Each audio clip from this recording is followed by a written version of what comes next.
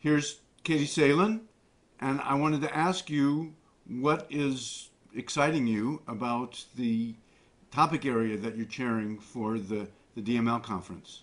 Right. So I'm the overall chair of the conference this year, and the thing that I'm most excited about is because my background is in design, is bringing that area into a larger visibility within the conference this year. So a lot of the work that I do is trying to think about how do we design for learning.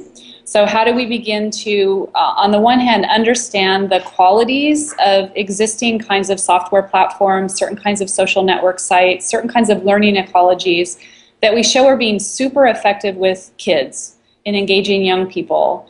What are the qualities of design that we believe might be leading to that kind of engagement? And then the second point is, well, from a design perspective, what are decisions that I might be making, or folks that I'm working with that might be making as designers, that we think might support good kinds of learning?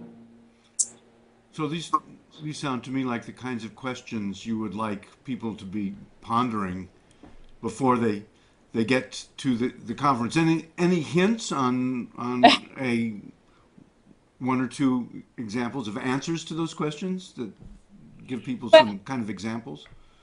Well, I think that what we want the conversation to extend beyond the sort of technical qualities of a platform.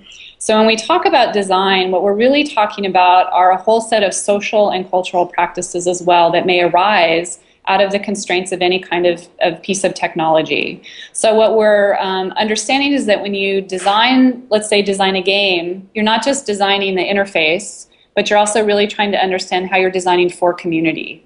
And you're really trying to understand what are the kinds of, let's say, adult relationships that may be empowered by that particular platform. You're trying to understand what are the kind of peer supports, incentive structures, motivation structures that piece of technology might be supporting, and that human beings, when brought into relationship with it, are going to get excited about.